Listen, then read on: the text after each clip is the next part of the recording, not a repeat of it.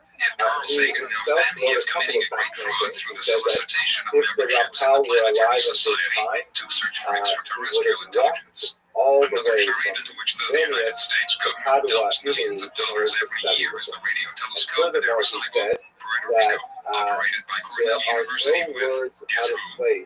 Carl Sagan. Cornell is ostensibly searching for signals from outer space. A sign maybe that somebody is out there. It is hard to believe that relatively intelligent astronomers like Sagan could be so ignorant. Note, also, even if they find evidence of extraterrestrial life, do you think that similar government-sponsored projects would tell the United States about it? Let's just take a look at some actual statements from those involved with these projects. The following is a quote from Man's italics article, Is Anybody Out There? NASA looks from the 80s in Reuters magazine, October 5th, 1992. At least 70 times, scientists have picked up radio waves that bore the marks of communication by beings from other worlds, but they were never verified. Frank Drake's head. And researcher John Spencer, in a reference to Dr. Otto Struve, tells how this astrophysicist assisted Frank Drake in establishing Project Osmond and its very mysterious conclusion. He was all about. The project began its search by focusing on the star Taushev. According to claims made at the time, as soon as the project got underway, strong intelligence signals were picked up, leaving all the scientists stunned. Abruptly, Dr. Stroh then declared Project Osmond had been shut down and commented that there was no sensible purpose for listening to messages from another world, the UFO Encyclopedia. So then, these insiders will accept all of our hard-earned tax dollars to finance their radio projects, if not their underground bases of covert space operations. Yet cursed be any world for having the audacity to unduly insist on having access to the products of their financial investments. Brandon, what about Isaac Asimov? Surely the most prolific science fiction writer of all time would have guessed by now that there must be an enormous cover-up. Maybe, but if he knows he's not saying, perhaps he's afraid that Foundation and Empire will turn out to be inaccurate. What about Arthur C. Clarke? Surely the most technically accurate of science fiction writers with real close ties to NASA would have at least a hint of what's really going on. Again, if so he isn't talking. In a recent science fiction survey, Clarke estimates that contact with extraterrestrial intelligent life would not occur before the 21st century. If the government won't tell us the truth, and the major networks won't even give it serious consideration, note, this was written before such programs as Sightings, Encounters, Unsolved Mysteries, Current Affair, Until Williams, Strange Universe, and other TV news digests and talk shows already began dealing with the UFO phenomenon, abductions, and so on, and much greater depth, not to mention the X-Files, Dark Skies, and other TV series. Brandon, then what is the big picture? Anyway, audience, having done 100,000 or more abductions, possibly millions worldwide, built an untold number of secret underground bases, like Nevada, Sunspot, Little, Roswell, and Python, New Mexico, just to name a few, getting ready to return to wherever they came from. Or, from the obvious preparations, are we to assume that they are getting ready for a big move? Or is it a more sinister and most probable situation that the invasion is essentially complete and it is all over with the screaming? A well-planned invasion of Earth for its resources and benefits would not begin with mass landings or ego-equipped aliens. A properly planned and executed invasion by a civilization of thousands of years in advance of us would most likely be complete before a handful of people, say 12, realized what was happening. No fuss, no nets. The best advice I can give you is this. Next time you see a flying saucer, better run by its obvious display of technology and gorgeous lights of pure color. Run like hell. June 3rd, 1988, Las Vegas, Nevada. The following was an addendum to the above that was included with later copies of John Lear's statement. In 1983, when the Grand Deception was discovered, MJ-12, which may now be designated P-40 Singlewood, started work on a weapon or some kind of device to contain the which had by now totally infested our society. This program was funded through SPEED, which, coincidentally, was initiated at approximately the same day. A frantic effort has been made over the past 4 years by all participants. This program ended in failure in December of 1987. Note, British ufologist Timothy Good claimed that over 22 British scientists who were working on the United States steam program for British Marconi and other aerospace companies had all mysteriously died or committed suicide within the space of a few years. Could this have had anything to do with this failure? Apparently someone out there was intent on sabotaging the D/Star Wars project. Also, there are reports that several of our defense satellites have been destroyed as well. Brandon, the new program has been conceived but will take about 2 years to develop. In the meantime, it is absolutely essential to MJ-12, Pi-40, that no one, including the Senate, the Congress, or the citizens of the United States of America, or anyone else for that matter, become aware of the real circumstances surrounding the UFO cover-up and total disaster it has become. Moore never did release the videotapes, but claims he is negotiating with a major network to do so.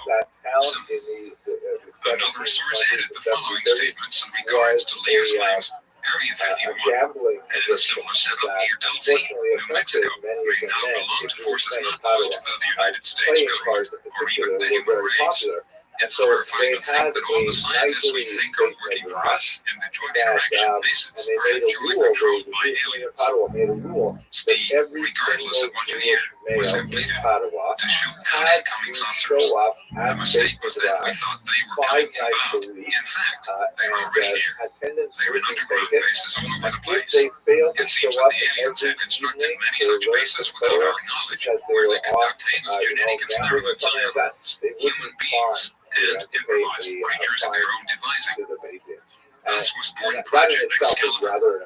Press reports describe Excalibur as a weapons system designed to obliterate deeply buried Soviet command centers, which the Reagan administration hypocritically characterized as destabilizing. We have exactly similar centers. Lear claims the weapon was actually directed toward the internal alien threat. Unfortunately, the visitors have invaded us in more ways than one.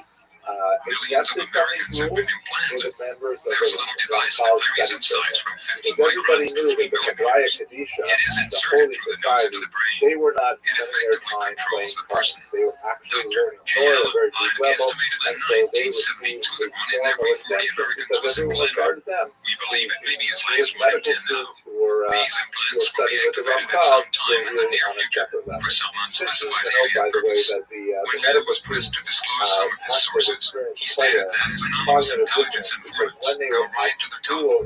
He did, however, mention some of the names and not so sensitive intelligence positions from whom he has also gathered information. Many of these names may be familiar to veteran ufologists. These include Lazarus Paul-Benuits, director of Thunder Scientific Laboratories, a New Mexico-based research facility with government contract ties, who claims to have gained access to and interrogated an alien computer system via a radio-video computer setup of his own invention. Lazarus Linger, the television documentarian responsible for Strange Harvest, a program about cattle mutilations, who received astonishing leaks from a special intelligence officer, Colonel Richard Doty, formerly of Kirtland, a name noted in area research circles.